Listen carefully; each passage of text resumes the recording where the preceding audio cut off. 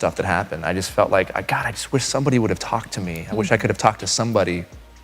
Puberty is like, it's so intense, and we feel like... Hello everybody, we're outside the courthouse, bringing you the full rundown on the case between Blake Lively and Justin Bull. I've got so many notes I'm trying to get through. But before we dive into the full stream, which you can catch over on Popcorn, let me share my thoughts. It's been a long day, and we just finished an even longer stream, but something really stood out that I wanted to talk about. Early on, I was worried because Lyman seemed to be pushing hard against Justin, and I thought, oh no, this could be leaning toward Blake winning. But then Blake came to the stand and pushed back just as strongly, which was a really surprising and satisfying moment to see. Both sides were clearly holding their ground. At one point, Lyman, to his credit, called out, was it Ezra, one of the attorneys up there, though I can't remember exactly who. Either way, it was a tense, back-and-forth courtroom showdown that had everyone on edge. That was probably Ezra.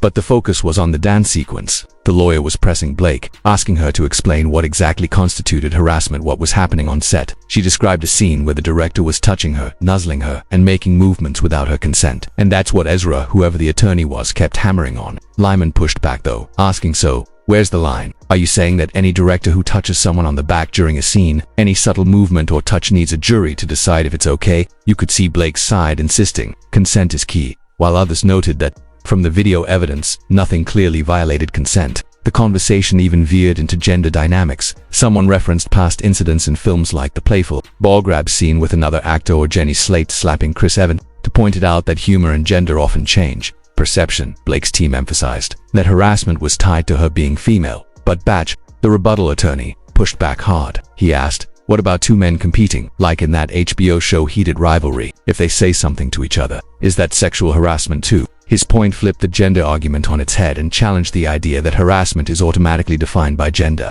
The courtroom tension was palpable, especially during the heated rebuttals. Batch came prepared, countering Lyman's pushback effectively, and highlighted inconsistencies in the gender-based argument. The whole exchange was intense. Some called it gratuitous, but it made a strong, memorable point. It underscored the broader debate about consent, context, and how gender factors into harassment claims, leaving everyone thinking carefully about where the line really lies. During the hearing, there was a lot of focus on whether the heated rivalry claim could be considered discriminatory toward another sex. It raised the question, if something is deemed discriminatory, shouldn't that factor into the case? My overall takeaway wasn't just from the legal arguments themselves, but from the body language of the lawyers, which spoke volumes more than any online article could. Shapiro, for example, seemed visibly nervous. Her hands were shaking, and she was scrambling at times, relying on an associate to pass her notes, especially when defending the defamation claims against Brian Friedman, who was sitting right there. Other members of the legal teams also showed early nerves, likely due to the pressure of the crowded courtroom. Despite what some narratives online might suggest, Lyman appeared fair and unbiased in person. He pushed both sides equally, and while he probed backgrounds and arguments rigorously, it was clear he was performing his duty as a federal judge. Both sides had reason to be cautious, because while neither side clearly dominated, the arguments were tested thoroughly. Lyman seemed to rely on the jury to ultimately weigh in on certain claims, especially regarding retaliation and the distinctions between sexual harassment and other allegations, signaling that some points may go to trial. Overall, it was fascinating to see the lawyer's preparation, the subtle body language, and how gender and consent arguments were being navigated. The hearing highlighted that courtroom strategy isn't just about what's said, it's also about presence, persuasion, and how claims are framed for both the judge and the potential jury. For those following, you can find more insights and commentary from attendees like Katie in Kansas City, across social platforms under Katie and KC. The hearing was intense, detailed, and full of moments that made you realize just how much nuance goes into these high-profile cases. During the live session outside the courthouse, the discussion focused on the judge, the lawyers, and how the hearing might impact potential outcomes. Overall, the judge was incredibly prepared, asking precise questions and staying focused on whether issues were factual or simply he said, she said. His goal was to narrow in on points that might actually go before a jury, making sure claims were grounded in fact rather than speculation. It wasn't clear whether the case would go to trial, and even the lawyers seemed unsure. But it was obvious that both sides felt they had scored points during the hearing, which could influence future settlement talks. Observing the lawyer's body language was particularly telling. Shapiro appeared visibly nervous at times, hands shaking in notes being passed by an associate, especially when defending defamation claims against Brian Friedman, who was sitting nearby. Other legal teams also showed signs of pressure, though the judge himself remained unfazed. Lyman appeared fair and unbiased, probing arguments from both sides while leaving certain disputed points for a jury to decide.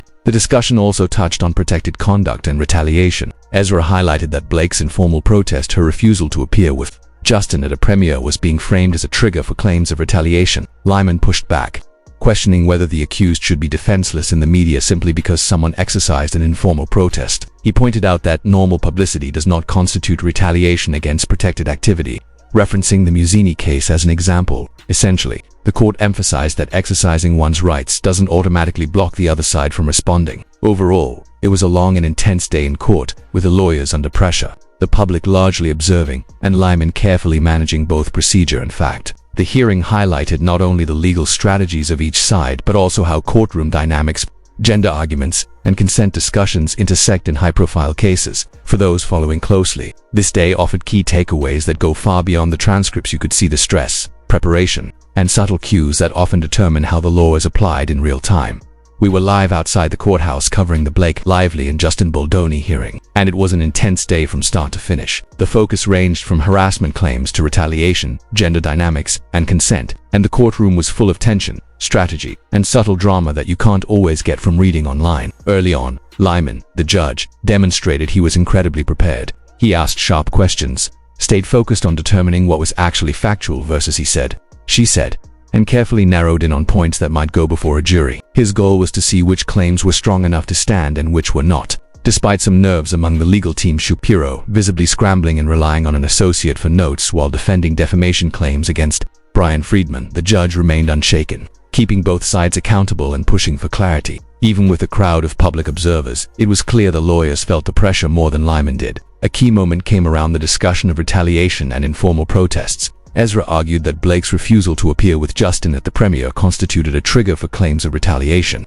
Lyman challenged this, noting that the accused shouldn't be defenseless in the media simply because someone is exercising their rights. He emphasized that publicity alone does not equal retaliation and referenced the Muzzini case, showing that protected activity must actually be harmed to qualify. Lyman even made a joke during the hearing, pointing out that the alleged retaliation was ineffective, a rare moment of levity in an otherwise tense courtroom. The hearing also addressed the preservation of documents and the timeline for keeping messages related to potential litigation. Blake's team tried to demand a broad range of materials, arguing that everyone should have preserved all messages from a certain date. Lyman challenged this, pointing out that some people weren't even on set and couldn't possibly know what needed to be preserved. His pushback highlighted how some requests were overly broad and unreasonable, further emphasizing the judge's careful handling of evidence and procedure. Throughout the day, both sides managed to score points, making it unclear who won in a traditional sense. This could influence settlement talks, as each side will feel confident going into negotiations. Observing the lawyer's body language was as revealing as the arguments themselves. Nerves were visible, but the preparation and strategic questioning stood out.